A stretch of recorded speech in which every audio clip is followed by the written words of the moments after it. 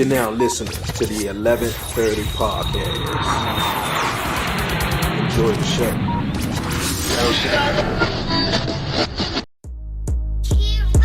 I'm from the city, DC, that's where I'm from. 11:30 podcast, Dre and Willsy is the one. Let's get it, yeah. Who with me? Let's get it, yeah. Who with me? I'm from the city, DC, that's where I'm from. Let's get it. 11:30 podcast, Dre. What it do, everybody? It's your man Dre, aka Dre on Wheels. Welcome back, everyone, to another episode of the 11:30 podcast. What's goody, everybody doing out there? Appreciate everyone tuning back in to another episode of the podcast show, man. You know what time it is. It's not 7:30, it's 11:30. Got a dope show ahead of us, man, for real. If you're new to the show, if you're new to the podcast, and you haven't done so already, definitely hit that subscribe button down below. Like it, leave a comment, and share it. And also, don't forget to follow the 11:30 podcast on all social media platforms. I'm excited. My little man in the background definitely he excited. He making all bunch of noises. But you guys, man, like I said, I got an awesome show coming up, you guys. Awesome guest, you guys. Michelle, she's an author, a TedX speaker, you guys. She's also a business coach, and also, you guys, she's the founder of Grace Point Publishing. We will be chatting with her and everything she got going on. We ain't gonna waste no more time. We're gonna bring on our awesome guests. How's it going? Great. So happy to be here with you today. Thank you for taking the invite. Thank you for coming on the podcast show. How life treating you? Good. It's gorgeous here today. I'm in Colorado Springs. Beautiful gloomy day and nice crisp fall weather. You're in Colorado, though. I know Colorado is got a whole lot going on right now, especially with college football and everything going on. So you said it's nice there in Colorado? Yep, it sure is. Okay. Pretty nice here in Washington, D.C. Once again, I thank you for taking the invite, coming on the 11:30 podcast. Well, I just told a couple of people, here that's watching, that you're an author and business coach and a founder as well, though. But I like to have my guests tell everyone, about yourself. Share the story.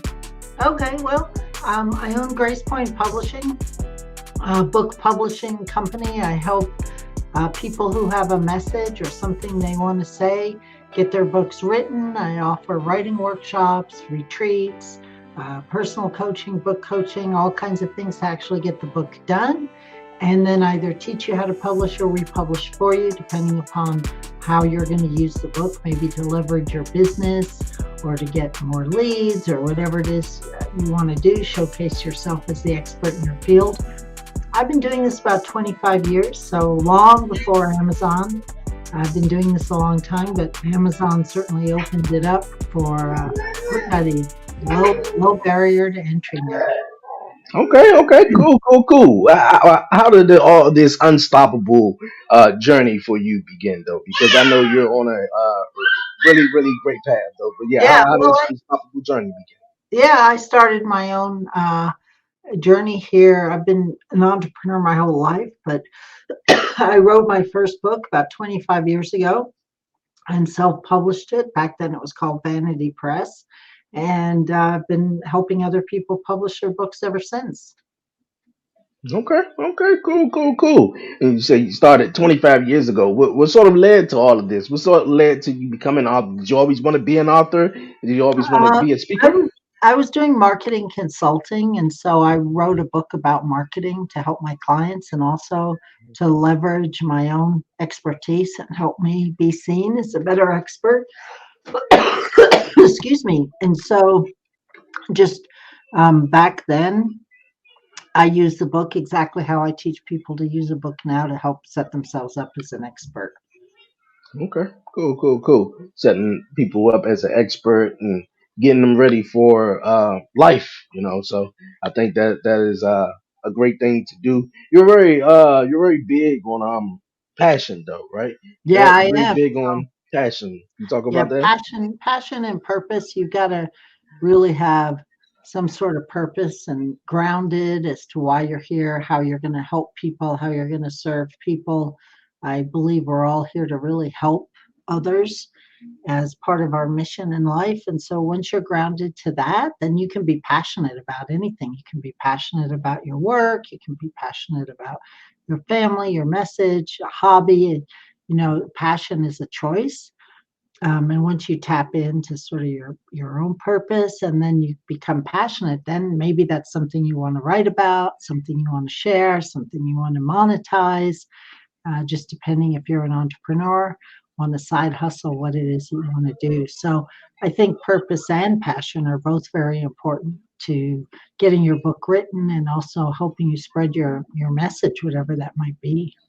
Okay, okay. How did you find your purpose? Because a lot of people sometimes have a hard time finding their purpose in life and what they're meant to do here while they're here, and it's Yeah. only and so, how was it finding your purpose? And I know my brother helped me sort of find my purpose into, getting into this podcast. And I always knew what I wanted to do, just didn't know how. So, how did you put all the puzzles together and finding your purpose on this journey?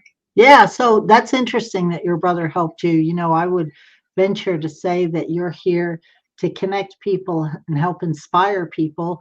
And the podcast is just one vehicle that you do that through. That would be my guess. I say purpose isn't your vocation, it's not a career, it's not what you do, it's how you are in the world. What you're passionate about can be a vocation or a career, right? Something that you choose to do. But most of us have a purpose that's more about caretaking or teaching, or I like to say it's how we share our love in the world, how we share ourselves out in the world, right? And so you're sharing yourself through this podcast. But my guess is if you weren't able to podcast for whatever reason, you'd find another way to share yourself with people and inspire and teach and lead and so forth. And so I think purpose is more about really understanding who you are and then finding ways to express that out into the world. Whether you're introvert or extrovert, whether you're a writer or podcaster, none of that really matters. It's about showing up in the world who you are and seeing who you're here to serve. Okay, I dig that. I definitely like that. Are you an introvert or extrovert? Which one are you? Well, I can turn on the extrovert when I need to, but I'm pretty introverted. I need a lot of downtime, a lot of quiet time to really help me stay focused in my life and keep moving forward.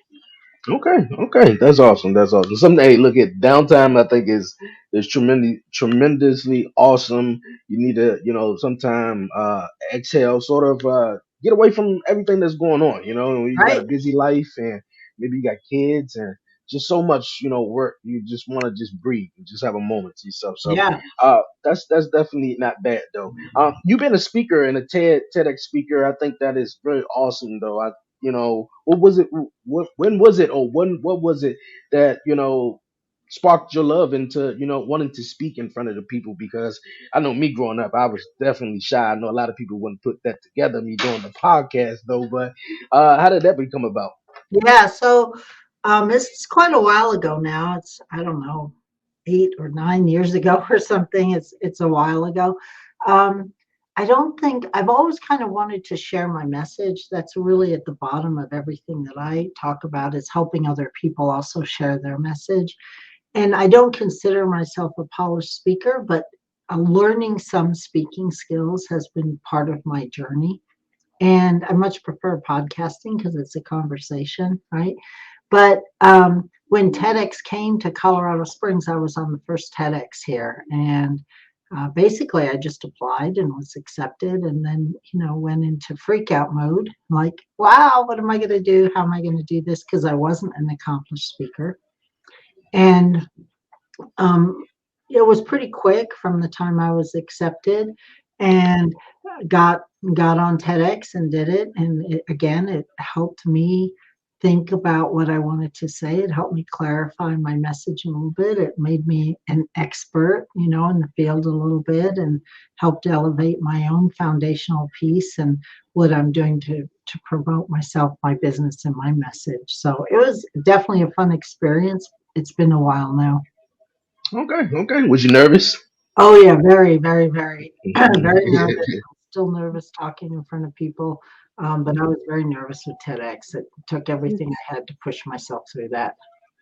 Hey, I understand. I understand. Would be nervous, performing and speaking in front of a live audience, though. But I know once you had got up there and got in the groove, it was all good after this. So, Yeah, but well, we always do the best we can in the moment, and in hindsight, we learn and we can do better next time. yeah, definitely do better next time. For those who may not know, what's the clear message that you would like to uh, deliver or spread to everyone? A message. Yeah, so I do believe that if if you're called, not everybody's called to share a message, or people have different purposes, right? But if you're called to share some inspiration, or you have something that you really think would help other people, a book is a great way to do that. It's not the only way to do that. As you see, podcasting also works. But I think everybody, if you've been touched in your heart and feel as though you're here to share a message or share some wisdom or some inspiration, then my message is to help give you confidence to go do that. There are ways to do it. You can write, you can podcast, you can just talk to people in the grocery store, but don't let your own self doubt hold you back. I dig that. I definitely dig that. You can't let nothing hold you back. I'm more tongue tied though. You mentioned books and reading books and stuff like that. At one point, being a foster mom inspired you to write a book as well, right? Did, So you have yeah. multiple books. Can you talk about that and how was that experience on becoming a foster mom and that sort of let you into inspiring becoming a best-selling author? Yeah. So that was the second book I wrote. And, totally different from a marketing book. I think you're asking several questions here. Um, looking back, I don't know what possessed me to become a foster mom. I don't regret it for a minute, but it was probably the hardest, most challenging thing I've ever done in my life. Um, and I'm on record saying I think the system's pretty screwed up. I don't think it really helps anybody. Obviously, it does help some kids, right? I don't mean to be flippant about it, but I think there are ways it could help better. And I just think it's a system. It's full of great people that want to do good, but the system's pretty screwed up. I didn't write about that though. I just wrote about my personal journey being a foster mom. It's 20 years later, and I'm still in contact with a couple of the kids. I'm happy to say, and they're doing great. And yeah, it's not something, you grow a lot through experiences that you have in life. And I wouldn't do it again, but I'm not at all regretful. It was one of the most um, soul expanding experiences I ever had. Okay, cool. Before we move on, though, if you don't mind, when you just said you won't do it again, why wouldn't you sort of do it again? Fostering, it's pretty rough. You get kids that have been through a lot of trauma, and it takes a lot of patience. It takes a lot of unconditional one way love, right?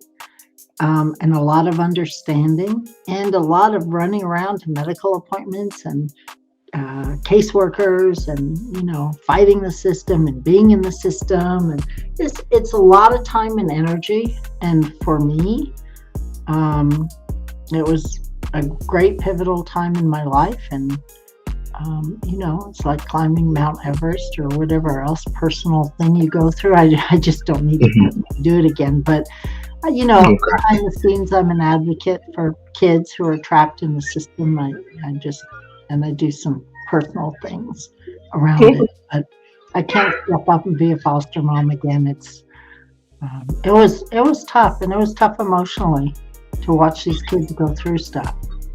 Okay.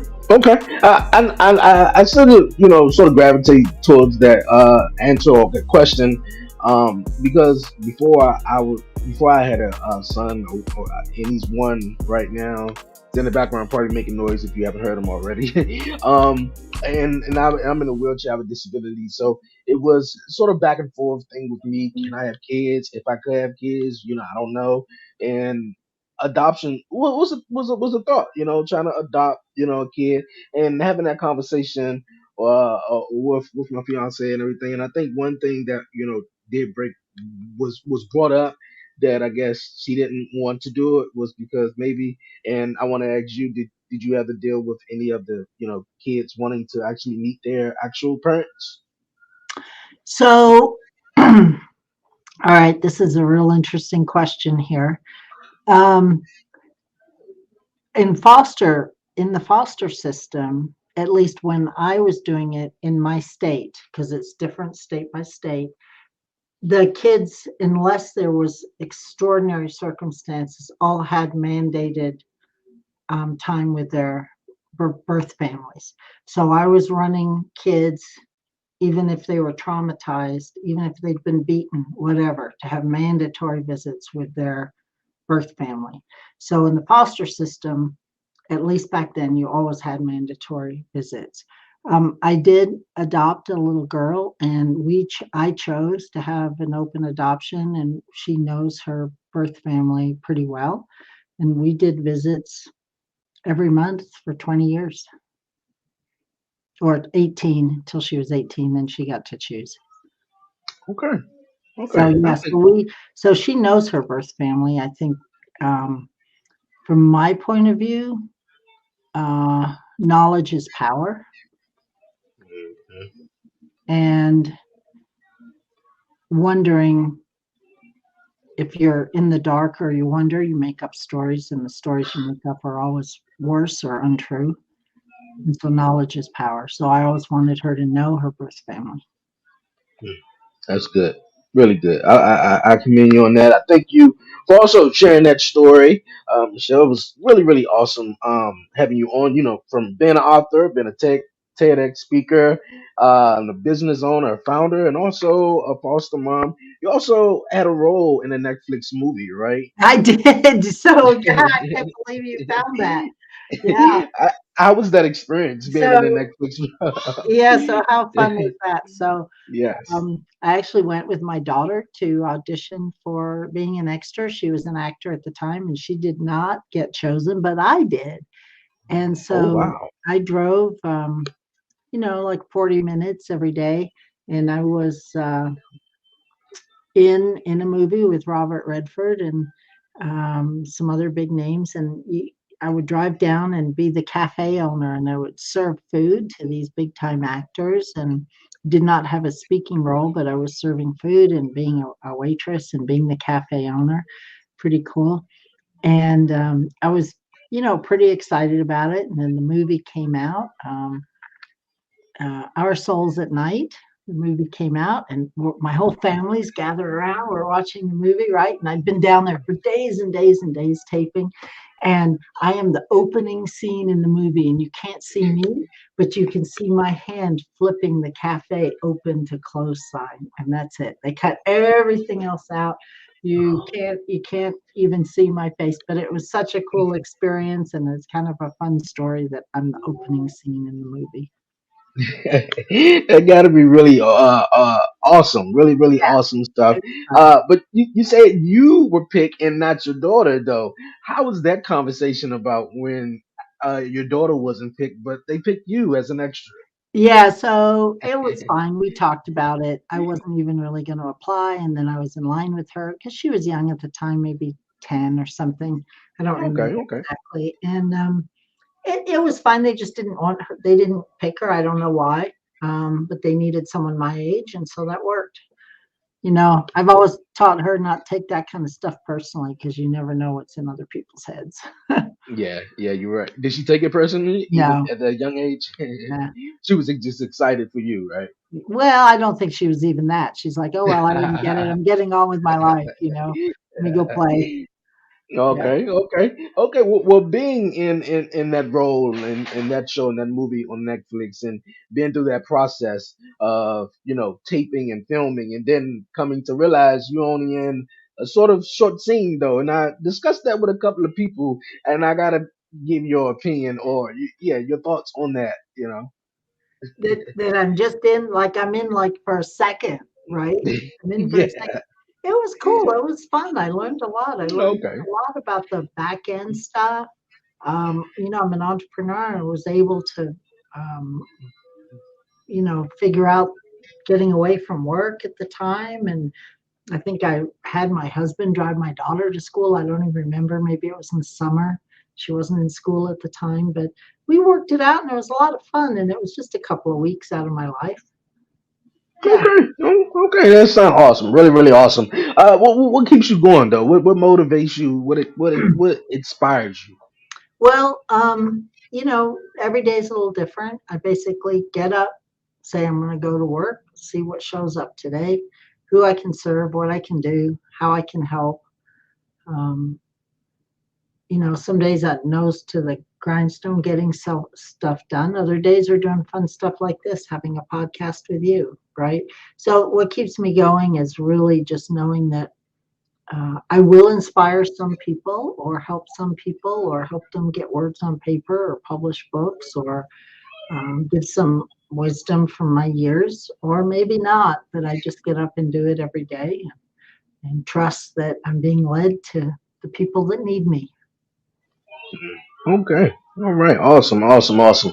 I love to ask that question to my guests. What inspires them? Because Yeah. you got to have something to sort of lift you up with all everything we deal with throughout life and stuff. So appreciate that. Appreciate that. Okay, you guys. We're gonna keep the show moving on here. It's time for the 11:30 podcast. Hot seat, guys.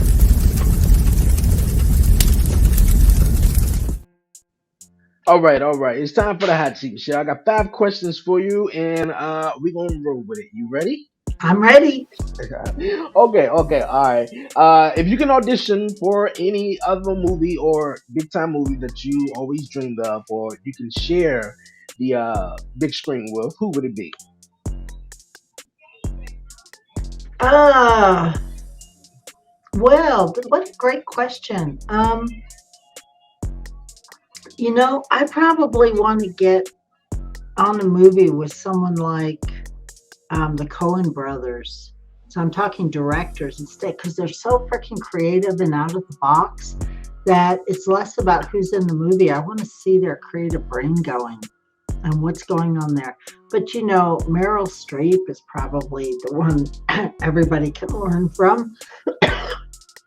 But I'm more interested in who's really super creative behind the scenes. So probably the Coen brothers. Okay, I'm a big behind the scenes guy too. I really like to see how that all comes about. So Right. that's a really cool answer. If you could travel anywhere in the world right now, where would you go? Um, I would probably find a little secluded beach somewhere, maybe in Belize, that I can just go hang out. They gotta have good Wi-Fi though, and good drinks and good food. And I'd probably go hang out somewhere on the beach for a week or two. Cool, cool, cool. The beach sounds nice. I think the beach sounds nice. Yeah. Okay, okay.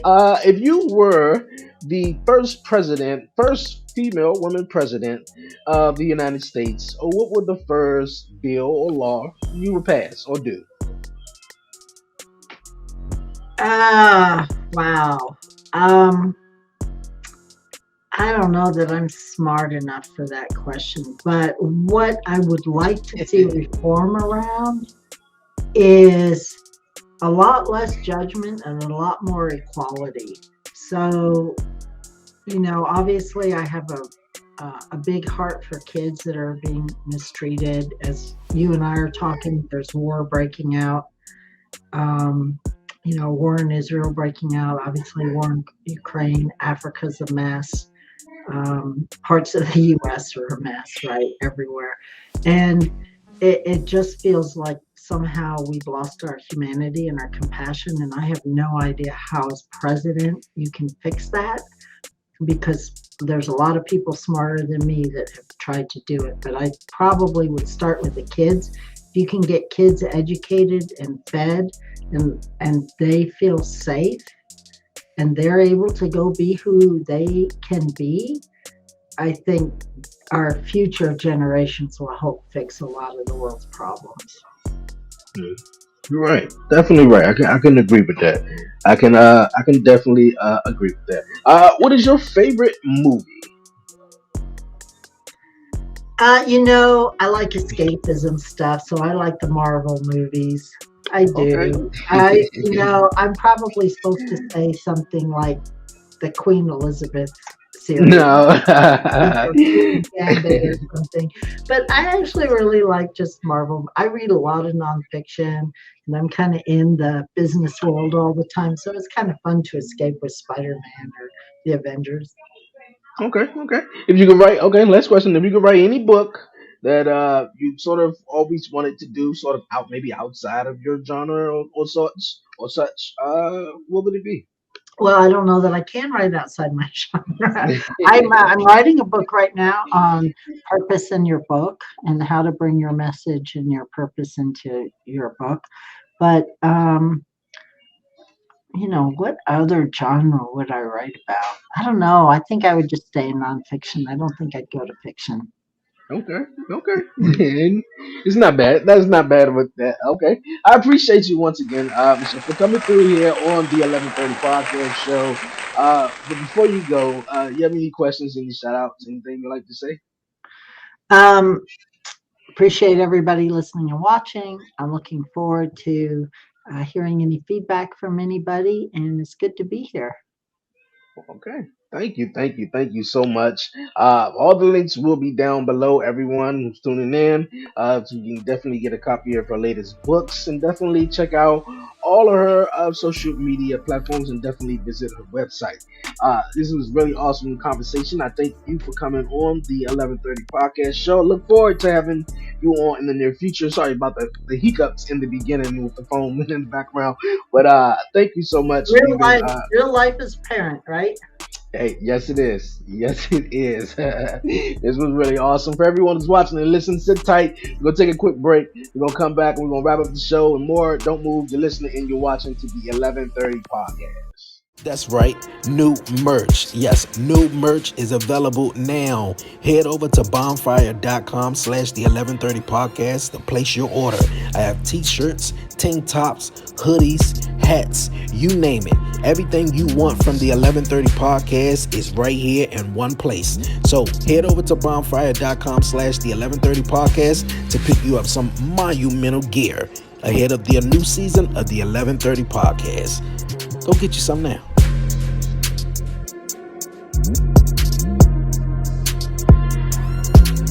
TV is more than cable for less than cable. More unexpected plot twists. Ooh.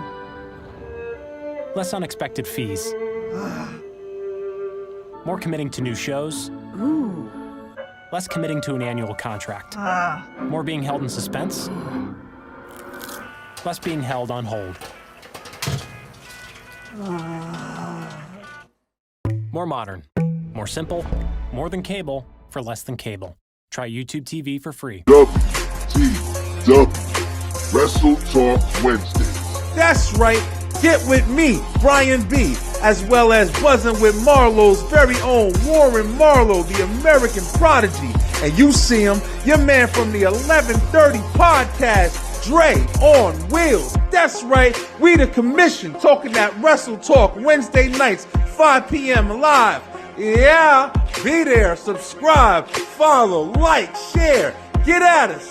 Commission, baby. What's good? What's happening? What's going on? Yo, it's me, Brian B. That's right. And I'm telling you guys to head on over to YouTube today and make sure you subscribe to the Beeline Entertainment LLC. Check us out. We all over the place.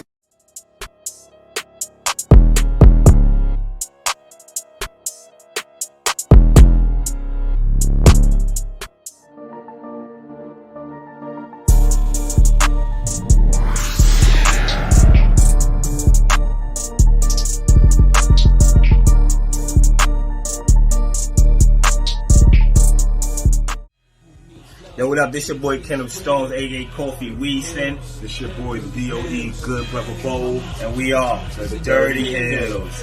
You already know, man, you tuning in to 11:30 podcast. Not 7:30, but 11:30. Dude, that's my job. Not 7:30, but 11:30. Yeah. And you have been Dirty Hills approved. Yo, we back here on the 11:30 podcast. Appreciate everyone sticking with me throughout the break, man. Yo, thank my guest, Michelle, for coming through here on the 11:30 podcast show this week. Great conversation, great time chatting with you. All the links are down below in the description so you can get a copy of her latest book and also visit her website as well as of her social media platforms. Definitely follow her. But you guys, man, been a great show, man. It's November 29th. Last week was Thanksgiving. Hope everybody out there enjoyed their Thanksgiving. Enjoy stuffing your face with all the turkey or whatever you was eating, man, for real. But it's going on a week later, so I know, man, times can be rough, man. But if you ration it well, 'cause I was saying, I saw a post sometimes. Somebody was like, man, if you still eating Thanksgiving food by this time, man, you need to throw it away. You might be have food poisoning. Who knows though? It depends on who made it though. But man, threw down on Thanksgiving. Great time. Spent it with the loved ones, the family.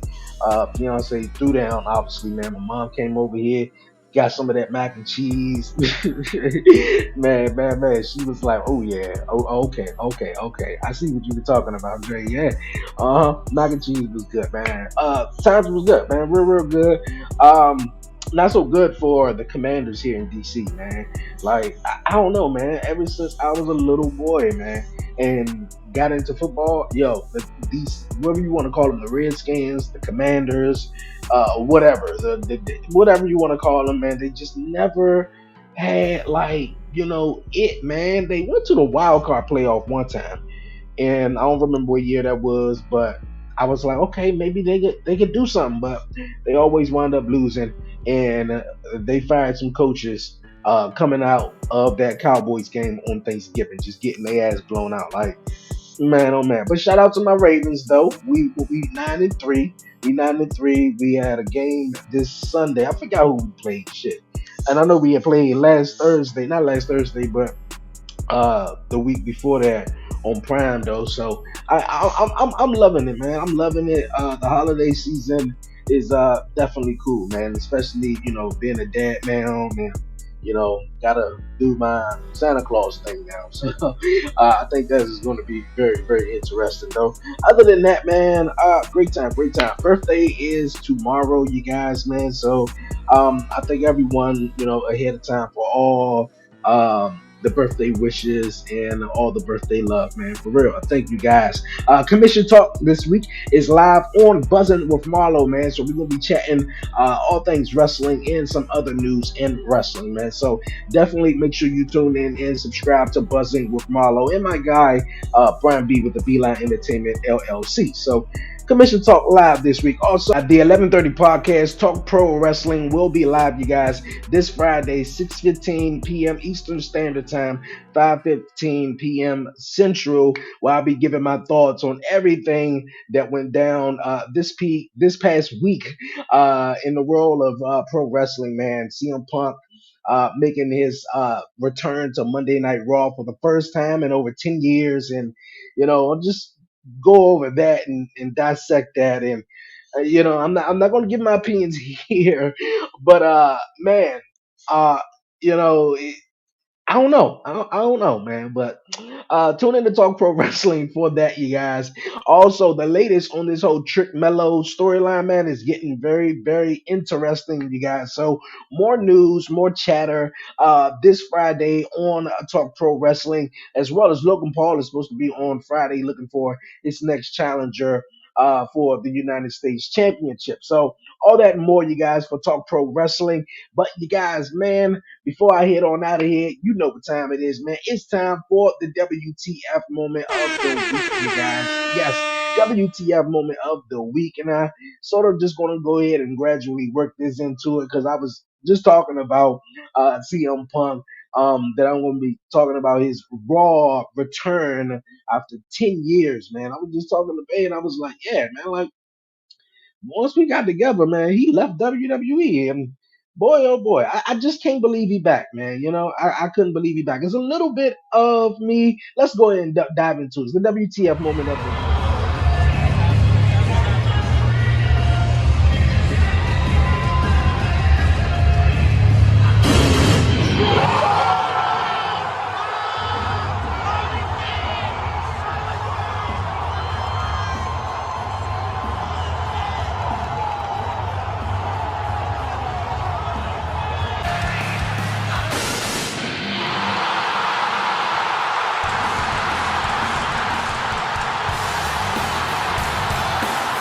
Survivor Series, man, oh man, was crazy. After the War Games match, uh, came to an end, and we saw Randy Orton return and hit some RKO's and everything. Man, it's fabulous, really fabulous. But the end of Survivor Series had, I think, everyone going crazy for the last, I guess, 48 hours or so, man.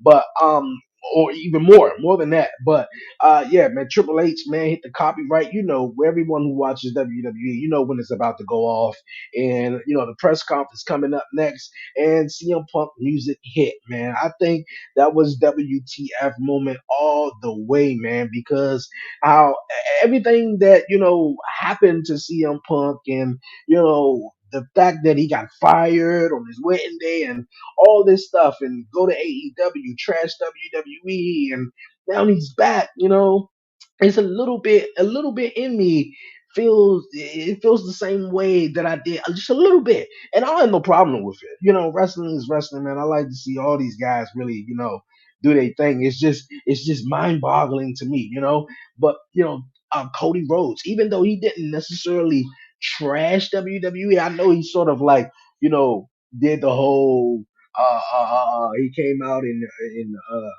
King of Kings sort of like chair, and had the sludge hammer, and sort of did that, sort of aiming that to Triple H or whatever, I guess.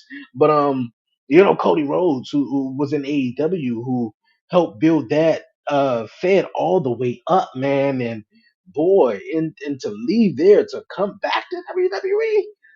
Ooh, I said, man, that blew my mind. And I couldn't believe it. I couldn't believe CM Punk is back, man. And obviously, uh, adding on to this WTF moment, what took place after the show went off the air. And I know a lot of people are discussing, hey, is it a shoot? Is it real? Is it a work? What is it? What is it, man? But I feel like it's both. It's in between. So they're gonna play along with it. I definitely think they definitely gonna play along with it. Oh man. All right, you guys, man. We gonna wrap it on up, man. What a great show it was, man. More of my thoughts and reaction from CM Punk's return, Randy Orton's return as well. Our truth, man. Our truth return. So, man, a lot of things went down and to dissect for this past week in pro wrestling. So you guys, man, definitely tune in. And check out the latest episodes, man, for real. Streaming on the 1130 Podcast YouTube channel, man, for real. I'm about to head on out of here, but before I do, man, don't forget to follow the 1130 Podcast on all social media platforms, you guys. Follow me on Instagram at the 1130 Podcast _ Follow me on TikTok at the 1130 Podcast. Like the 1130 Podcast on Facebook, you guys, man, for real. Great show. Everyone out there, man, stay blessed, stay safe, give all the glory to God, man. Won't he do it? Until next time, you guys, man, for real. Enjoy you guys' weekend. I'll see you guys next time. It's your man Dre, aka Dre on Wheels, and I'm out. I'm from the city, DC, that's where I'm from. 1130 Podcast, Dre on Wheels, he is the one. Let's get it, yeah. Who with me? Let's get it, yeah. With me, yeah. I'm from the city, DC, that's where I'm from. Let's get it. 1130 Podcast, Dre on Wheels, he is the one. He the one, nigga. So let's get it, baby. He the one. With me, so Breeze, baby. Let's get it. You with me. Yeah, they gon' hate, but they ain't stopping this. I'ma keep making hits. Dre and Wills, you know it ain't no copying. Was you sitting there on the carpet with us? Yeah, we knew we had some options. We blessed, we ain't got no problem. Speak something that I gotta be honest. Told him he was gon' blow, and that's my promise. We too smart, and we lead with a heart. Family come first. Do you know your worth? Hell nah. I hear you talking, but don't get your feelings hurt. Everybody bossing, everybody flossing, but they ain't tell you on paper, nigga, what it really cost you. If you grind from the bottom, then it feel more awesome. Don't be scared of us, just approach with caution. 1130 podcast, nigga, is you watching? I'm from the city, DC, that's where I'm from. 1130 podcast, Dre on wheels.